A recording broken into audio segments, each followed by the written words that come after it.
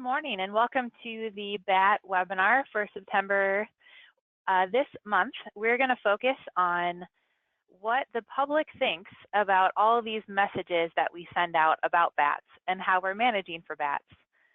Since white nose syndrome particularly, there's been a lot of focus on outreach and communication to increase awareness of bats, but how well are messages being received and what do people think about having bats and coexisting in spaces with bats? One of the primary areas in which bats and people intersect are in some of the historic buildings in national parks, in national forests, even in private lands where we have cabins that people might stay in or old buildings on the landscape. I'm really excited to introduce Drs. Adam Wilcox and Emma Wilcox, who are with the Department of Forestry, Wildlife and Fisheries at the University of Tennessee. And they'll be sharing some about their work looking at the ecological and social considerations for managing bats in buildings. And their work focused particularly in Great Smoky Mountains National Park. But I think some of the findings and implications of their study could have broader implications for how we plan our outreach and management for bats.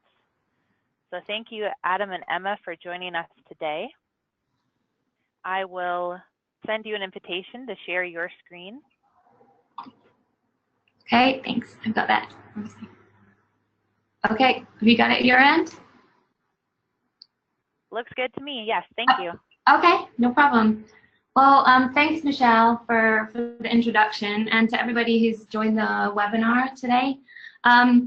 As Michelle said, the title of our webinar was Ecological and Sociological Considerations for the Management of Bats in Buildings in Great Smoky Mountains, and primarily it's focused in Great Smoky Mountains National Park.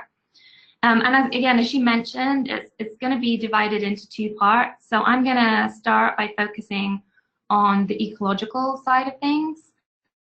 I'm talking about the selection of buildings for roosting by bats during summer in the Smokies, and some of the management implications and suggestions we had based on our findings.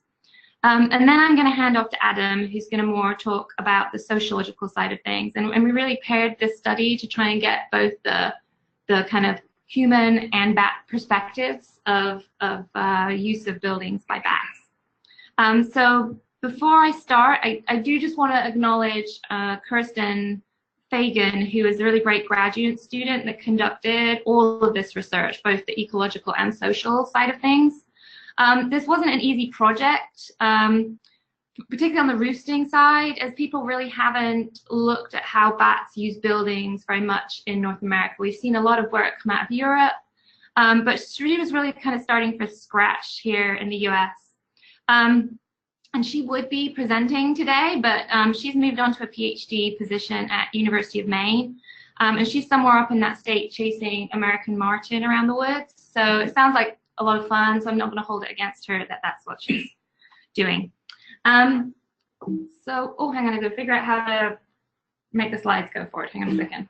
Oh, click on the screen. Hang on a sec, 1 second. Okay, let's see. Okay, we got it. Okay, so I want to start by giving a little bit of background to this side of the project and some justification as to why it was important for us to look at how bats are using buildings in Great Smoky Mountains. So we know that more than half of all bat species in North America have been documented roosting in buildings for at least part of the year. And this includes 8 of the species that are known to contract white nose syndrome, as well as a few additional species that are known to carry the fungus, P. destructans. Of these, as we know, the little brown bat and the northern long-eared bat have been particularly hard hit by white nose. Both of those species, pre-white nose, were found in the Smokies. And certainly pre-white nose, there were sometimes large numbers of bats found roosting in buildings in the Smokies. Post-white nose syndrome, anecdotally, we know that bats are still seen in the park's offices, in housing, and in a lot of the historic structures. And when bats do roost in buildings, as we see in the Smoky Mountains, we have this intersection of human and bat activities, and often an interaction of bats and humans. Now, along with this bat-human interaction comes varied stakeholder interests. And if we think first from the kind of bat or the bat conservation perspective, for bats, certainly the availability and the quality of summer roosts has an effect on individual survival and breeding success. Of course, in the era of white nose syndrome, we have seen these devastating declines in the populations of many of our cave roosting bat species. One of the ways in which we can try to combat white nose is to try and implement management activities that really help increase survival and reproduction in those persisting populations. And we might hope that this would facilitate the evolution or resistance, the evolution of resistance or tolerance to the disease. And these kind of management actions may be the best long-term strategy to increase small remnant populations and allow them to persist. Therefore, we know the importance of summer roost to individual survival and reproduction. And so if we do have bats roosting in buildings during the summer, trying to identify and understand how they select those summer roost sites in buildings and structures is potentially going to be critical if we are going to try and implement any effective management strategies that are going to aid remnant bat populations. We also have to consider that when humans are accessing buildings where bats are roosting, which is often the case in Great Smoky Mountains, the noise and the kind of artificial illumination that's associated with the presence of people at roost sites can also have some detrimental impacts on bat behavior and survival. Again, which might suggest that management actions that reduce human disturbance of bats might need to be implemented. Unfortunately, though, as we know, it isn't quite as easy as that, as there are a lot of other stakeholder interests to consider.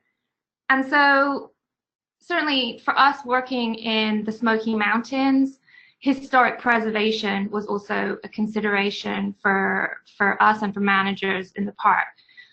Management decisions are complicated when bats are roosting in these kind of historical buildings because, you know, bat guano and urine can damage the historical integrity of structures. Some of the buildings in the Smokies receive legal protections. So they are listed under the National Register of Historic Places. They're also often used for tourism. So when we're kind of thinking about management actions, need to consider also possible damage to structures caused by bats. And then second, the need to implement maintenance activities at the structures, which might again cause some disturbance to roosting bats. So now we have both bat management and conservation and historic preservation to consider. And then the last thing that, as we were talking as a group, us and managers with the Smoky, the third concern we really had was for human health and safety. And as I mentioned, in Great Smoky Mountains, we know bats are roosting in buildings that are being used by people. So either offices or housing that are being used by park employees, or historic structures that are accessed by the public for tourism. And in these situations, bats may present a risk to human health through potential zoonotic disease transmission. So we think of things like rabies, histoplasmosis. Certainly in the Smokies, there have been incidences of employees coming and some members of the public coming into direct contact with bats in buildings, resulting in the needs for interventions. So we kind of got these three components, and any management decisions that we're trying to make have to kind of take account of these three things: bat conservation, historic preservation, and then human health and safety. The big problem for managers in the Smokies was that there was really a lack of information on building roosting bats in the park. And so they were trying to manage for all these things, but they didn't really even have any kind of baseline information as to what was going on with bats. And in particular, the whole idea of roost selection in buildings. And so that was kind of hindering their ability to develop effective management strategies. So management decisions for bats in buildings, including things like timing of maintenance activities, perhaps restriction of human use, bat deterrence, or exclusion, they will require like some information on the roosting habits of building roosting bats. And not only was this information lacking for bats in the Smokies, it's lacking generally across North America, as I mentioned. The majority of studies, if you look, that are out there are primarily conducted in Europe. There are a couple of studies concerning selection of roost in buildings by big brown bats and also by Mexican free-tail bats, but it's very limited what's available. So through this study, we wanted to try and provide really region-specific, specific to the Smokies, information necessary for informed management actions. And having said that, I think a lot of the information we did gather has use outside of the Smokies, but that was our initial goal. And so we wanted to achieve this to try and guide future building survey efforts in the Smokies, and to try and provide some suggestions for building management that might benefit bat species affected by white nose syndrome. In particular, we were really looking to try and inform management actions regarding visitor access to buildings with bats. As I said, if there need to be maintenance activities, when should they kind of be implemented? And like I said, the need for possible exclusion of bats from certain buildings. So to do this, we really had to determine where the bats were roosting and why they might be roosting there. So the goal of our study was to try and evaluate the importance of different site attributes that were influencing roost selection by bats in buildings. And so, in other words, to just try and understand why bats are selecting to roost in certain buildings and not others. What is it about those buildings that results in them choosing to roost there? And then to do this, we had to try and achieve a few objectives. And the first was just to simply try and identify roost structures. Which buildings in the Smokies are bats using? Once we've done that, we also then had to try and assess various characteristics or attributes of those buildings. So try and determine what the buildings bats are using, kind of what do they look like. And then we had to model site attributes as predictors of bat presence in the Smokies. So we wanted to determine those building attributes or characteristics that are really indicators of bat presence. And if we know this, it means we can potentially predict what buildings we might expect to find bats roosting in without necessarily having to survey every building, and allowing us to potentially prioritize buildings for survey and management, which is important, especially in places like the Smokies where you do have a lot of structures and there's a limited time to survey. So if the presentation title and everything that Michelle mentioned and that I mentioned so far hasn't made it obvious, our study area was Great Smoky Mountains National Park on the Tennessee-North Carolina border. And the park has high biodiversity with more than 19,000 documented species. In addition, it has more than 90 maintained historical structures that are representative of Southern Appalachian heritage. And these things kind of combined with the very high accessibility of the park in this area means that Great Smoky Mountains has one of the highest visitations of any national park. And a lot of those buildings, I should mention again, are on the National Register of Historic Places. And of course, then there are the bats. In Great Smoky Mountains, visitors and employees regularly report sightings of bats or bat signs, so guano or urine staining in buildings during the summer. And as I indicated previously, in some cases, people have come into physical contact with bats or have been exposed to guano, increasing their potential for disease transmission.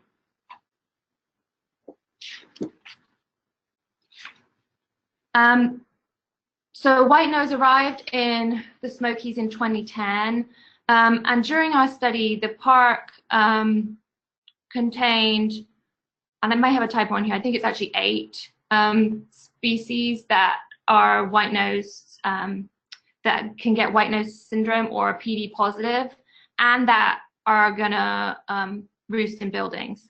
So, you know, there is the potential there for, you know, a number of species that we could have roosting in buildings to have really been impacted by white nose syndrome. So one of those species that has been hit particularly hard by white nose is the little brown bat. Summer mistnet captures of this species have declined nearly 99% from pre to post white nose syndrome in the park. Pre-white nose data indicates this species was frequently found roosting in buildings, and sometimes it formed maternity colonies with a couple of hundred individuals in some buildings. Unfortunately, these days we no longer see these large colonies in buildings, but it really wasn't known if there were smaller numbers of the species roosting in buildings post white nose. So this was definitely one of our species of interest as white nose affected species that will roost in structures. Another one is the northern long-eared bat, again, whose numbers have crashed in the park. So we were also very interested to see if there were buildings where that species was roosting. But there were other species that are known to be affected by white nose too. So starting to think a little bit about our methods. We worked with the natural and the cultural resource managers in the Smokies to identify 8 priority districts that contained buildings where bats have been reported that received high visitor traffic or that had both of those things, so bats and high visitor traffic. And our study examined all buildings in these districts that exceeded 0.4 meters square ground floor surface area. And this was just to account for time and the number of personnel we had, without us potentially, you know, not surveying buildings that were likely to be regularly accessed by the public or by park employees. So this meant we surveyed 140 buildings, and about 47%, this was about 47% of the buildings in these priority districts, and 28% of all the buildings in the Smokies. And this sample included about 50% of all the maintained historical buildings in the park, many of which, as I said, are also federally listed.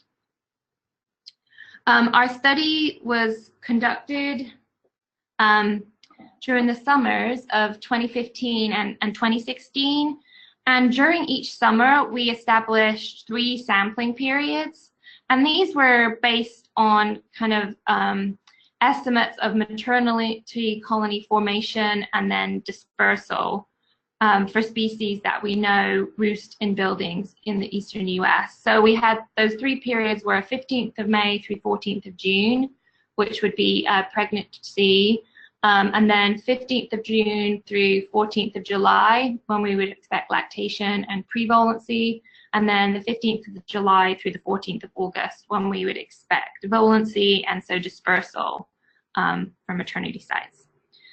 And I should mention also that these periods do overlap with peak visitation at the park based on visitor estimates from 2013 and 2014. And during each of these 3 sampling periods, each summer, we conducted 2 activities. First, we conducted the building surveys for bat roosts. And then second, once we'd done that, we went back and we assessed and conducted building attribute surveys.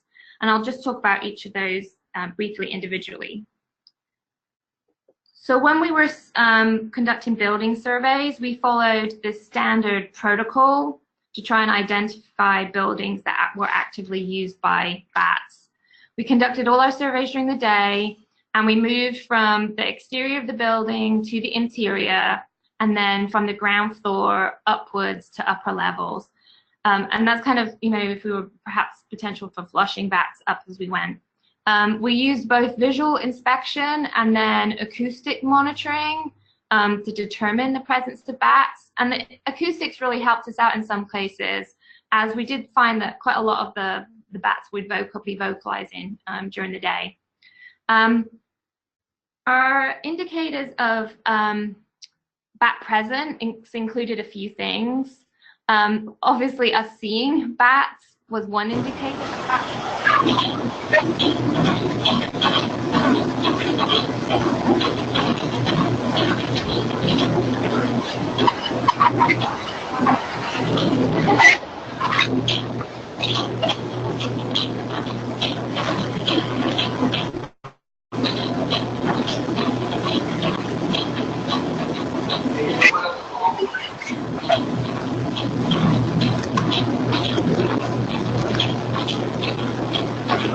Yeah, okay, perfect. Okay, I'm not sure what happened there. Maybe something with the network. We lost everybody for a sec there, but so obviously us seeing bats was one indicator of bat presence. And when we were surveying, we really made sure to try and really search potential roost sites. So we did, really look at crevices and rafters and beams, if there were gaps in the walls or the roof. And when we found them, we counted roosting bats and identified them to species based on morphology. When necessary, if we needed to, we did, particularly for determining between genus Myotis, we did capture adults and juveniles by hand or with a mesh net to identify them better. Oh, got the same problem before. We also use the occurrence of guano to determine bat presence.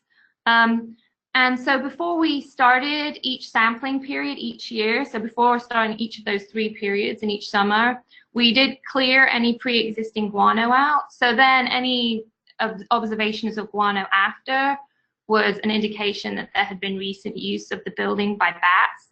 And I will say here, though, that when we found guano, we weren't able to determine timing of use of the building, so temporal use. In other words, we didn't know if it was daytime or nighttime that a bat was roosting there, but just that the building was being used. When it was found, we collected some of the guano for DNA extraction and for sequencing, and we then compared our sequences to a reference database that we developed for bat species of the eastern United States to identify the species of bat using a particular building.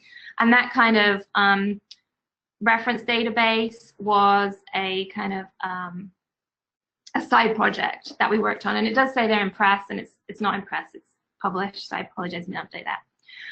To reduce any error in roost classification, we define buildings as roosts if we observe roosting bats or guano during any sampling period. So it was really ended up being present during the summer overall rather than within each sampling period. Okay. So moving on to the measurement of building attributes, we measured building attributes in 3 categories: habitat patch, structural, and microclimate. The habitat patch level gave us that kind of broad perspective of what the area around a building looked like, rather than us just focusing on the building itself. At this level, we measured percent cover of developed land, forest, field, and water within a 500-meter buffer. And we also looked at the length of road within a 500-meter buffer at this level. At the structural level, we determined so this was really the characteristics of the building itself. We determined the building age, square footage, and height, so how tall was the building. The other attributes we measured at the structural level are a little harder to explain, but they included materials. We looked at both the roof material, so wood shingles, asphalt shingles, and then also the primary structural material. So in the Smokies, a lot of the older buildings are kind of more log cabin type things, so with uneven, rough logs. So we can classify those as traditional wood structures, but there's also, you know, buildings that are newer, that are more, that are wood, and so we categorize those separately. And then masonry, whether if it was a stone or a brick building. For features, this was really related to the exterior of the building, and we considered this to be high if there was presence of features that resulted in potential hiding places. And so it had maybe a complex footprint. So porches, gables, things like that, or low if there was an absence of features resulting in potential hiding places. Then clutter and complexity. This was related to the interior of the building and was high if there was a presence of barriers to movement. So if there were walls, floors, columns, lofts, or low if there was absence of barriers to movement. And then accessibility, this was from the BAT's perspective. If the building was open with gaps in the structure that allow them to access it. So a lot of the historical buildings are going to have open doors. If they have windows, there's lots of gaps, but a lot of times there aren't any windows either. Or we considered them closed if there was no gaps in the structure. And this is what we would see in a lot of the more modern office buildings. So the doors, windows, things like that were tight. And then finally, we use on-site surveys to estimate human disturbance at buildings throughout the park during the summer of 2016. And this involved us counting people accessing buildings. This was quite a complicated thing for us to do. And certainly I can have Kirsten at some point explain it to anybody, but it did involve us doing a lot of standardization across sites and things like that. At the microclimate scale, we measured building illumination and minimum and maximum temperature at roof sites using eye buttons. And we matched all of those building measurements with those from the nearest park weather station to adjust for any kind of temporal or spatial variation, as well as local weather conditions. So just quickly analysis, because this is always my least favorite part to talk about. So to start, during analysis, we were comparing bat use by buildings to surveyed and presumed unused buildings, where we found no sign of bat straying. So during analysis, we were comparing used and unused buildings. After checking for the confounding factors and reducing variable redundancy, we ended up with 3 categories of candidate models. And those were microclimate, which included illumination, minimum temperature, and maximum temperature. Then we had structural models that included the variables age, height, and disturbance. And finally, there were patch models that included the variables road density, area of forest, and area of water. And within each category, we assessed all combinations of these variables in explaining bat presence using binary logistic regression. We ranked models using AIC, and we produced a confidence set of models where for which the delta AIC was less than 4. For models in this confidence set, we calculated model average parameter estimates and under conditional standard errors to try and assess the relative importance of each variable and try and account for model uncertainty. And so to avoid reporting variables that weren't really important, we considered only parameters with 95% confidence intervals, not including 0 to be informative. And then we also calculated odds ratios for those informative variables. So to the results, we identified bat roost sites in 44 buildings, so 31.4% of the buildings we surveyed. 16 of these buildings are protected and on the National Register of Historic Places. So that's about 54% of the buildings we surveyed. And 30 buildings are accessed by the public. So about 40% of all the public access buildings we surveyed. I didn't mention it earlier, but we did swab all bats captured and the roosts for P destructans, as we have captured PD positive bats in the summer in the Smokies, but all the swabs came back negative. We detected 5 species roosting in buildings. We most frequently encountered big brown bats. So that was 36 roost sites, of which 50% were detected through guano analysis. Then we had eastern small-footed bats at 15 roost sites, little brown bats at 8 roost sites, and all of these were identified through guano analysis. Raffinese big-eared bats at 4 sites, and then 2 roost sites were identified for northern long-eared bat. And again, I want to emphasize that these 2 highlighted in black, in darker and bold, these were only identified via very small amounts of guano. In contrast, we directly observed hundreds of big brown and raffinese big-eared bats in maternity colonies at some of our roost sites.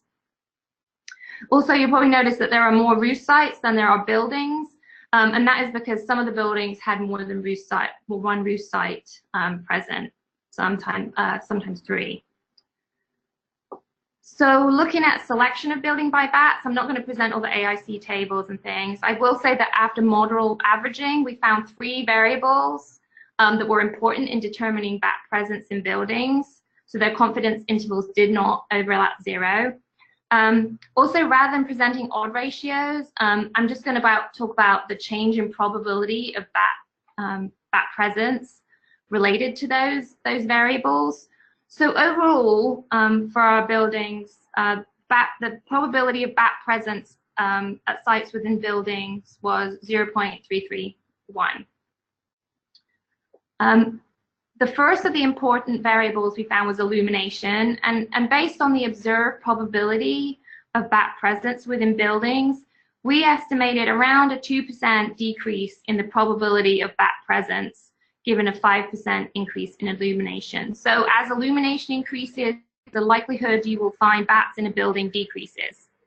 And sites selected for roosting by bats were nearly 50% darker on average than unused sites. Then we had building age. We estimated a nearly 4% increase in the probability of bat presence given a 10-year increase in building age. So older buildings were more likely to be used by bats. And they were the buildings that were used were approximately 54% older than unused buildings. And finally, we estimated a nearly 7% decrease in the probability of bat presence given a 1 kilometer increase in the length of roads within a 500-meter buffer. So the more roads there are, then the less likely you are to have bats present. So what did this kind of mean? Prior studies in Europe and Texas have examined illumination, but none have really found that this variable is important to roost selection. But we did find that darker conditions increase the likelihood of bat presence. And low light conditions may increase habitat suitability for bats because it seems to make sense that dark root sites may provide concealment, maybe from predators, or in the case of buildings from people that might disturb bats. Likelihood of bat presence in buildings increased with building age. So the mean age of a building where bats are present was 102 years. And a lot of our structural attributes that we didn't include in the analysis because they were related to building age. Therefore, building age may be serving as some kind of proxy for one of these attributes. We found variables describing building materials and construction were related to building age. You know, a lot of older buildings are that kind of wooden log kind of structure, which provides a lot of gaps in accessibility for bats. And it also might be something related to the thermal conditions that that kind of structure offers that could provide advantages to the bat. Unfortunately, we didn't see temperature variables in our study as being important. We do think that maybe that relationship among microclimate and structural variables requires further study. And Kirsten actually has some other data that she's looking at to try and kind of look at that in a little bit more detail. Also, I should mention here that the older buildings in our study were managed as historical buildings, and therefore they received specific kind of maintenance. So they were left open a lot, so there was lots of access for bats. So again, we think building age is acting as a proxy for some other variable. And that's also similar for roads. Buildings with a lower road density were more likely to be used by bats. And prior studies have found the opposite. But we think, again, that this might be some kind of proxy for disturbance. Like human disturbance was considered in a different model category, but it may be less roads, less human disturbance, and people accessing the building.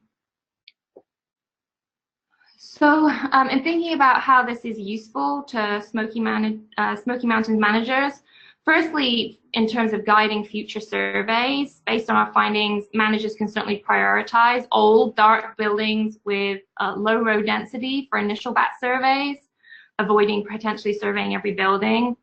Also, managers can use our survey methods, which have been shown to be effective to try and identify roof structures.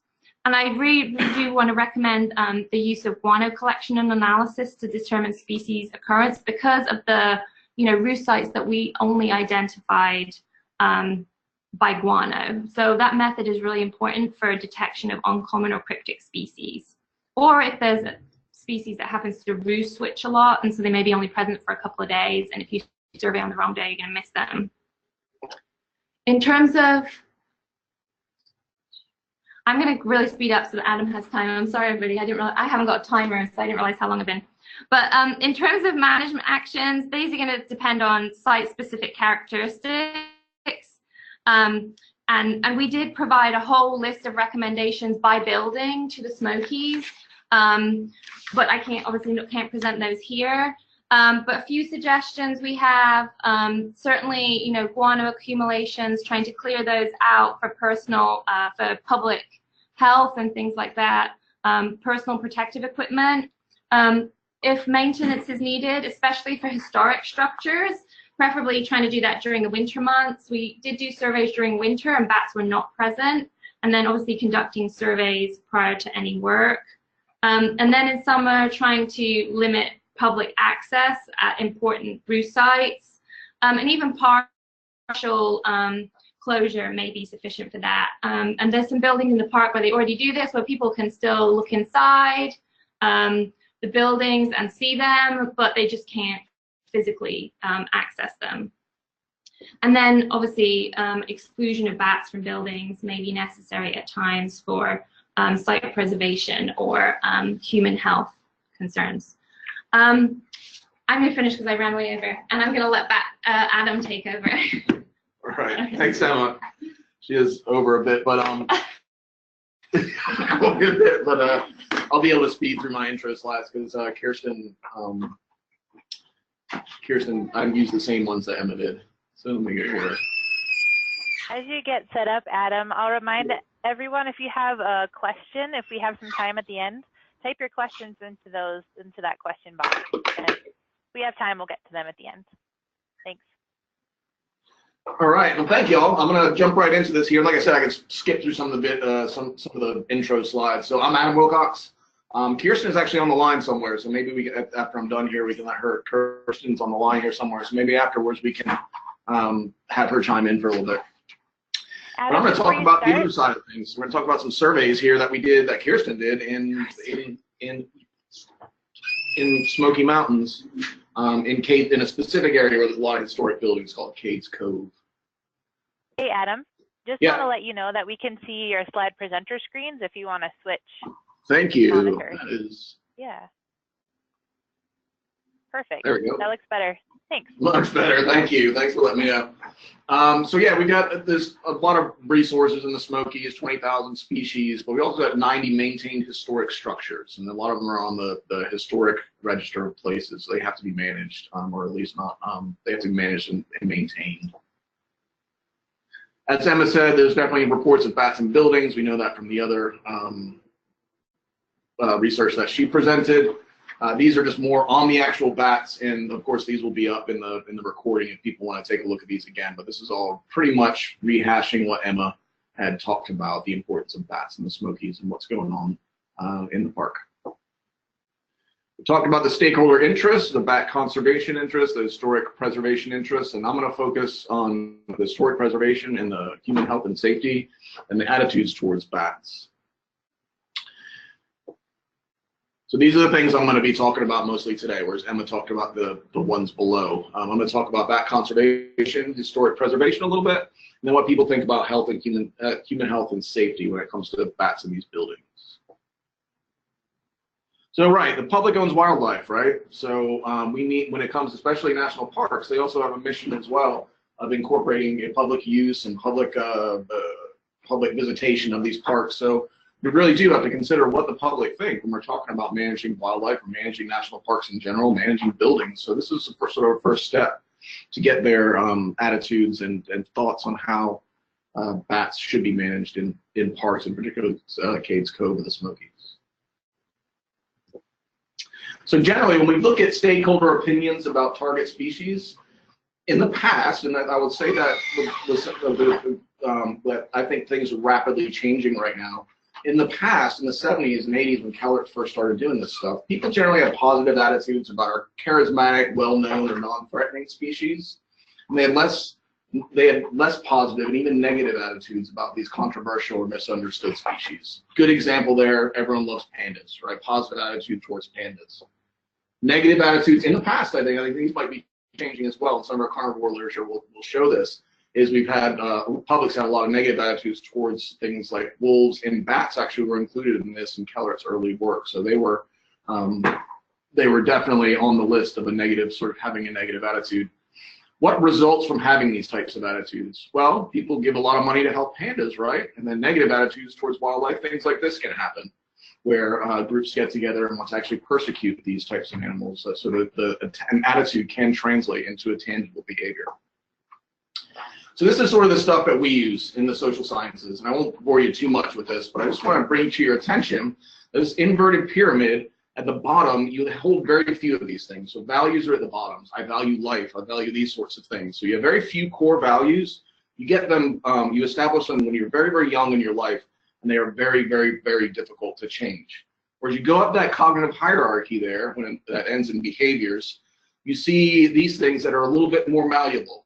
Attitudes are a little malleable, and attitudes predict what people want to do and what they actually do with their behavior, as we saw on the previous slide. When it comes to attitudes being malleable, I'd like to bring up this example. If you think about same-sex marriage and those sorts of things, think how quickly that attitudes changed towards that. I mean, only in the 90s, in the late 90s, Clinton was pushing through Don't Ask, Don't Tell. And in the span of less than 20 years, we have now recognized same-sex marriage across the U.S. And the attitudes towards this has completely changed. So you can see how malleable these things are. So it's a good way that managers, if they promote or if you talk about attitudes or measure attitudes or have programs that change attitudes, they can change, which can result in actual behaviors of the people changing as well. In this case, support for same-sex marriage. So our behavior here is we're looking at support for management of wildlife when it comes to bats and buildings, and we're going to look at unfavorable, favorable responses to something, the attitude side of things.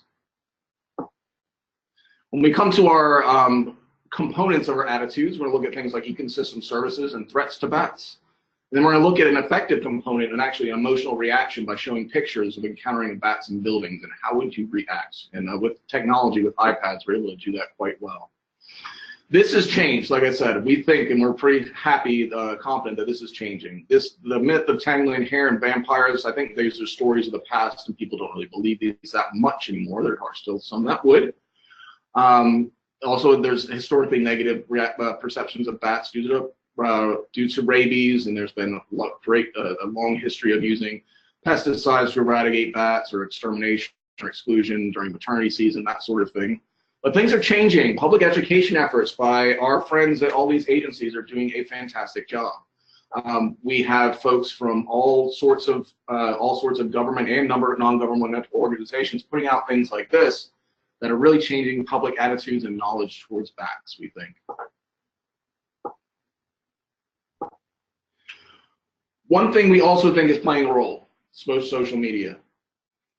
We see these pictures all the time. They are hilarious. They're funny. The memes, the bats upside down dancing, they're great. They're all over social media, every single platform, and even YouTube as well. This bat burrito thing at the bottom here is one of the most viewed YouTube videos, and it is super cute as well. I understand why it is that. So at the time when this presentation was put together last year, these screenshots are from fall 2017. It was at 4.1 million views of the bat burrito video. I looked at it today, it's up to 6.7 million views.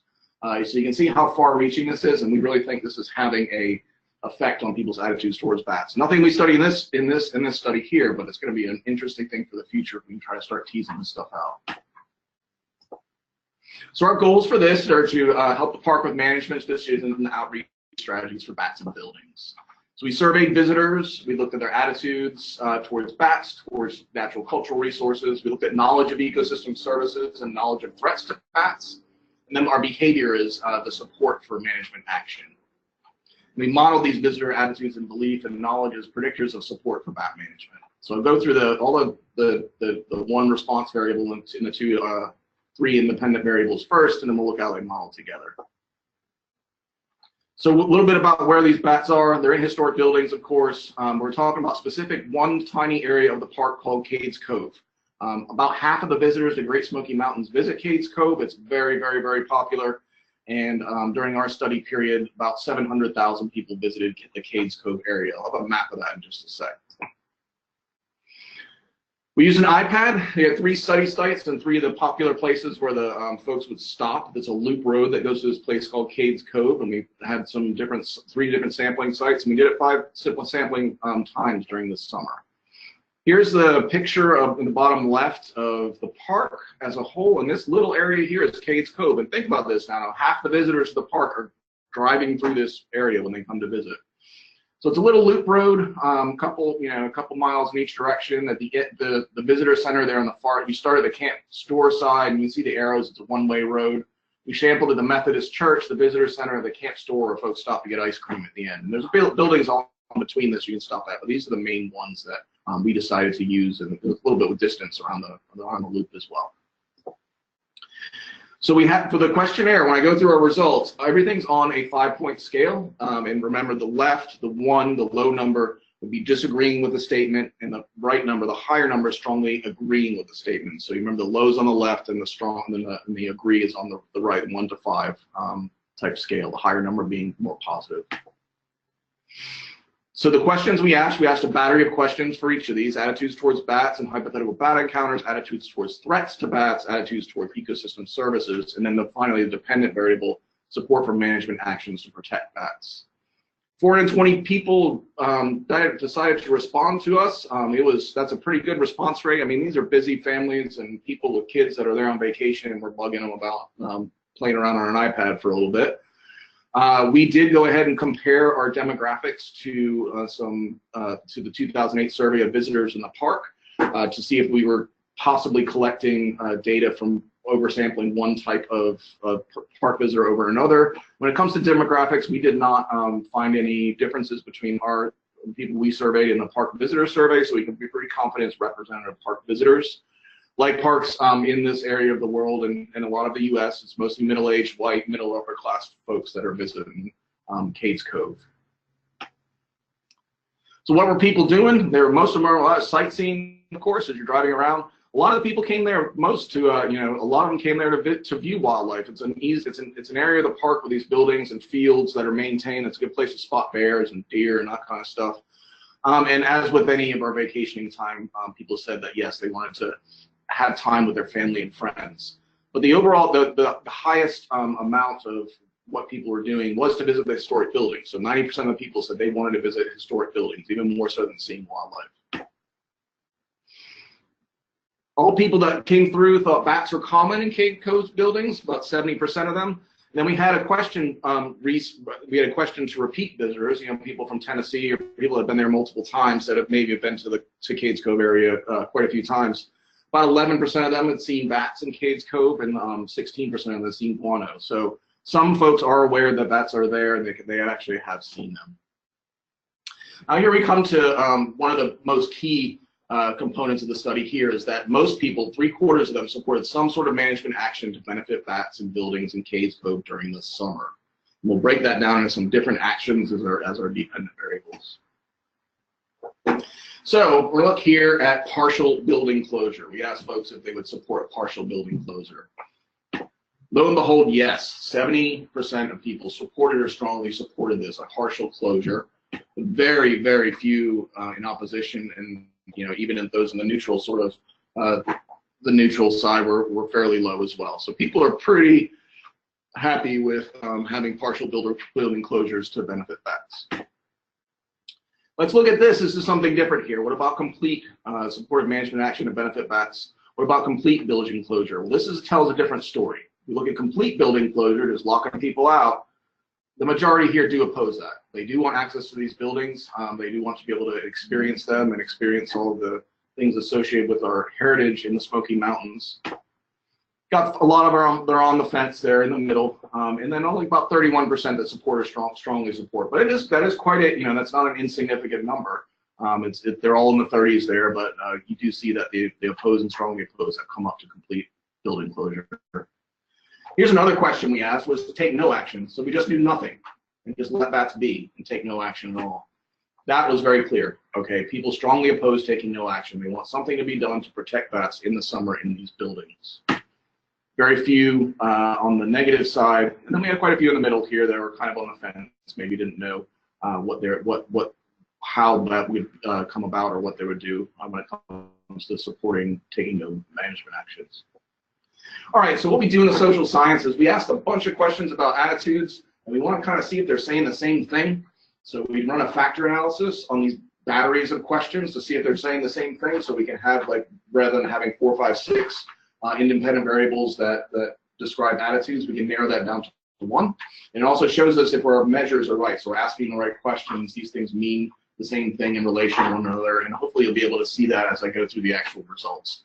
Like I said, we had 3 explanatory variables, 1 response variable. We ran factor analysis on all these variables. 80%, explaining 80% of the variance is pretty great. Cronbach's alpha is also another way that we show the reliability of our different scales, also very high, from 0.74 to 0.97. So we're pretty confident that the questions we were asking were valid.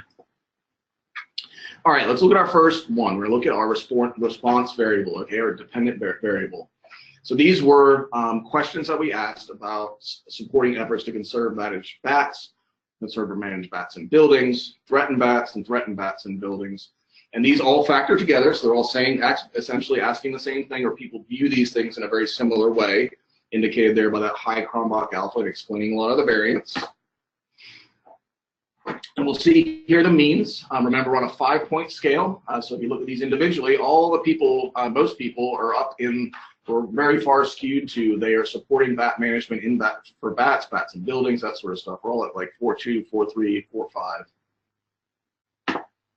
Now let's look at some of the independent variables, some of the explanatory variables. How we did some of these attitudes towards bats was Kirsten had these awesome pictures, and she showed these and then asked people questions on how they would react to seeing bats in these situations. These are actual bats from the actual buildings in Cades Cove that she had pictures of from the biological studies. So our questions here, when it came to this response variable, we were asking about sort of risk and what people were, how people would react if they saw bats in buildings. So bat likelihood if they encounter bats on a wall in a building, bats flying around, or the likelihood of a bite if people felt that bats were on a wall in a building, or likely that a bat would bite you if it was flying around in a building. And then an actual attitude or an emotional scale, a fear fascination scale. Would you be afraid, primarily afraid, or primarily fascinated if you saw bats on a wall in a building or bats flying around the building? Once again, remember the negative attitudes tend towards the lower numbers and the positive towards the higher numbers, towards 5. So we look at the responses here. All right, once again, people have pretty positive attitudes towards bats. They're not very likely that the bats flying around. They don't think it's likely they're going to get bitten. Those are reverse coded. Sorry about the bites there. Very likely to very unlikely. So the bats, the first 2 questions there are the other way around. So people don't think it's likely to get bit by bats. And when it comes to fear fascination, people are very fascinated of bats on the wall, but you go to flying around, it goes down a little bit, but this is still pretty positive that people are not afraid of bats when they're seeing them. They're actually kind of fascinated and intrigued by them. Our other independent variable, predictor variable here is we got some ecosystem services. So this is more about knowledge and that sort of thing. So we asked the importance of bats for controlling biting insects and agricultural pests from very unimportant to important. Once again, people here, and this will become interesting in the discussion, people do, and we gave an example of mosquitoes, people think that bats are controlling a lot of biting insects, mosquitoes, and that's a little bit contentious, or a little bit of a maybe not an actual biological fact, when they probably control insect pests more. But people did have positive, or knew that bats were controlling these sorts of insects in the landscape. Now we got the other part of that response variable. We got some threats to bats, and we look at what is the threat, severity of disease, habitat loss, and disturbance by people. So what folks thought here, and this is interesting when it comes to the white nose group, is folks do think that these visitors to the park, the habitat loss and disturbance by people they rate those a little bit higher than disease when it comes to threats to bats. And as we know, at least in the park here, white nose has completely decimated bats in this park. So disease is probably the #1 factor here in the park.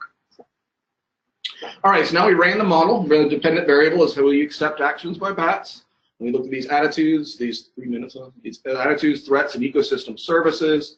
Pretty good model. And if you look at our betas, that's in our regression model, you can see the effect that these two have. Most that had the effect were attitudes towards bats and threats towards bats. So if you change people's attitudes, or people know a little bit more about threats towards bats, they are more likely to support management actions towards bats. So these are things that the park can change through outreach. I'm going to skip through a little bit of this discussion of numbers. So I think I already said that. Positive attitudes, more positive to support bat management. Knowledge about threats to bats, more likely to support bat management.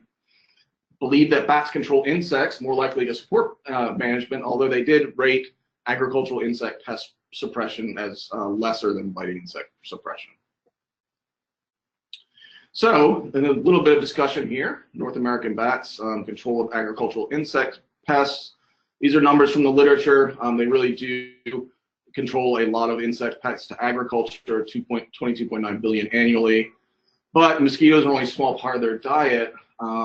And the public actually thinks that mosquitoes are or at least in this case, that bats are controlling a lot of mosquito populations.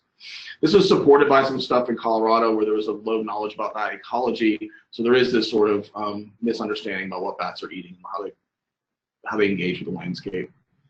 So when it comes with control of agricultural pests, this is now we will see in here. This is just something from BCI. BCI, don't get me wrong, they do an awesome job with what they're doing and changing these attitudes towards bats, because we're seeing that in there. But if you see here, they do talk about eating huge amounts of moth, beetles, and mosquitoes. And at least in this area of the world, it's probably not likely that these guys, mosquitoes, are a high proportion of their diet. So we might just want to be careful with messaging a little bit more. So to kind of wind us up, we've got this published in Biological Conservation this year. I can send it around to this group if you all want. It's a pretty cool pub that Kirsten got out. But yeah, at the end of the day, people have positive perceptions of bats, which is pretty awesome. We are not on vampire mode or that sort of thing anymore. And they will support management action or partial building closures for to protect the taxa. When it comes to outreach, we want to address some of these misconceptions and further promote the conservation of bats. We've definitely had a lot, I didn't mention this in the results, but now we've got it here, is that 63% of the response were interested in education materials. So when we do if closures or partial closures are done, it would be acceptable and wanted by the general public to have the reason why it's done, and then talk maybe a little bit about white nose and bats and buildings and that sort of stuff. It will even further, by them understanding the threats more, further hopefully people support management actions. As I said, partial building closure is probably the way to go. And then here, keep up with the good work. This stuff is starting to work. We are seeing it here in the Smokies, and hopefully we'll be seeing it all across the country, that our efforts are hopefully contributing to this positive reaction or positive portrayal of bats, and hopefully we can do something through the general public to help conserve the taxa. And there's Emma's example of the partially closed house. Thanks to all these folks, this was awesome. Shelby and Tanner were out in the field with Kirsten doing all this work. They spent lots of time in the park harassing people, and I think generally had a good time, but it was definitely a fun summer. There we go. Any questions? That is me. I am a social scientist, but I've been a bat guy my whole life. That is me when I was maybe 1975, with the real Adam West at a real Batman place. I think we were at Toys R Us. So thank you all for your time. But if we have any questions, I know we're out of time, but I have time available if we can extend past the period. That was a great presentation. Thank you, Adam, and thank you, Emma. A lot of great information. I do have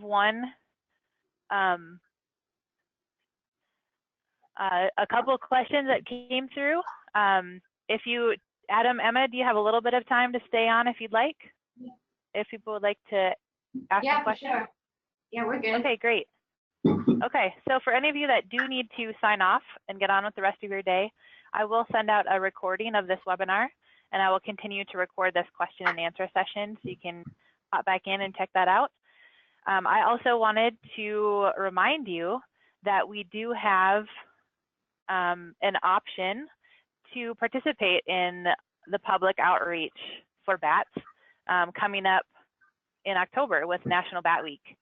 So it might be a good time to now start thinking about how to share your stories about bat heroes and set up some events to engage the public or kids, school groups in bat-related activities.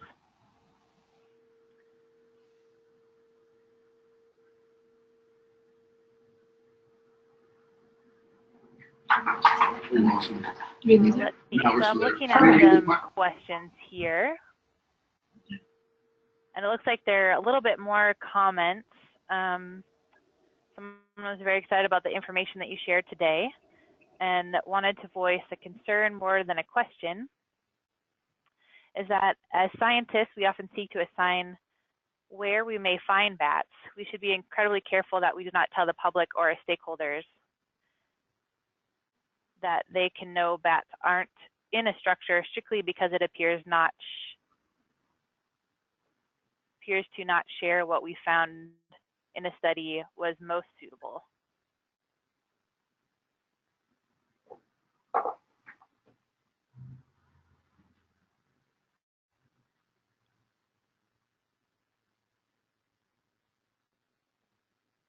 And I have a question here. Where in building structures were bats most often found?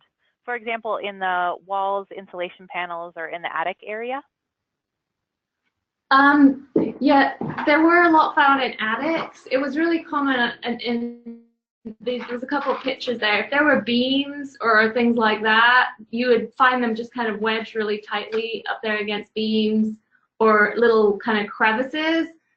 Not like inside the walls. A lot of times these buildings don't have they don't have insulation, they're just, old buildings with some cracks and crevices. So a lot of times kind of like if you had a room that had beams and things on the ceiling, they were in those, adjacent to those, or if it had a porch or something, you would often find them kind of up in the cracks around the porch areas.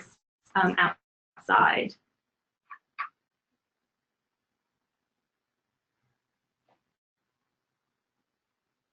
Great, thank you.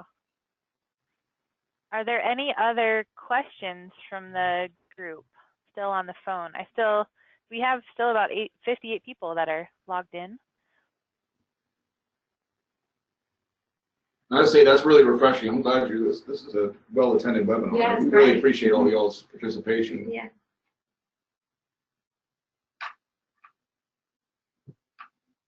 Excellent. And we did have some requests for some of the publications that were mentioned in your talks today. I will send out a follow-up email with the link to the recording once it's posted and available online. So I would like to work with you, Adam and Emma, to get some of those publications. For sure, yeah, we can share send. well.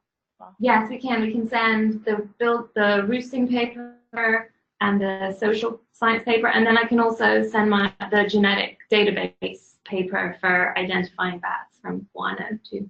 Yeah, and I've got a slightly related paper that just came out on habitat conservation plans, and one of the study areas is on the Cumberland Plateau, and the only thing in the HCP is bats.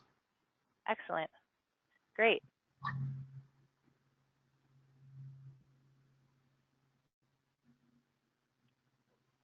There was a question that just came in asking how difficult was it to hear the bats during the day with acoustic monitoring? It actually, I mean, it wasn't our sole means of kind of when we were searching, but it did provide us with a nice kind of additional means of surveying, because they were often quite vocal during the day. You know, not when we had individuals, not so much obviously, but if there were small groups, it was quite useful sometimes in just helping us kind of pinpoint where they might be. Did you set up the acoustic detectors within the buildings or outside of them? They weren't permanently set up. We just had handheld detectors when we were doing the searches. Okay.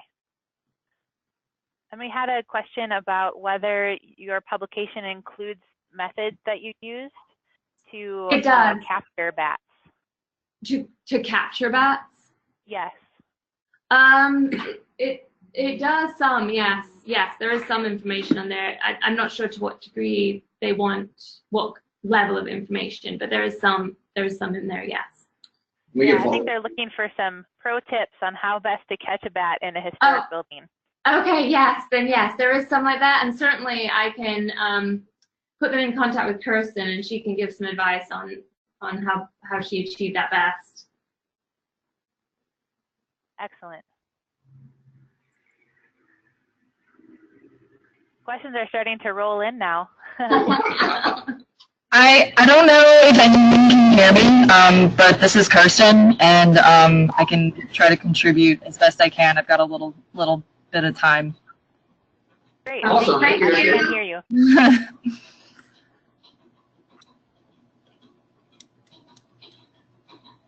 There's a question here about recommendations for which sites or sources to use for developing outreach materials. Granted, especially with advent of white nose syndrome, there's been kind of an explosion of messaging about bats, and someone who's looking to develop some outreach materials is looking for recommendations of resources to go to develop those materials. Sure, I think all the current guys are doing a fantastic job. When it comes to, I would rely on the expertise of the pros. So, for example, if you got a marketing communications department or some folks along that, then sort of tap the pulse of what the public is paying attention to right now, whether that's, Facebook, Twitter, whatever platform you think. I would go on their advice and then work with those guys to tailor the message to what you want to say. That's what we found is probably the most effective, because we can't be experts at everything. So that those guys handle the design, layout, and possible types of materials that can be produced through outreach, and then fill it up with the educational material that we as biologists or social scientists can do.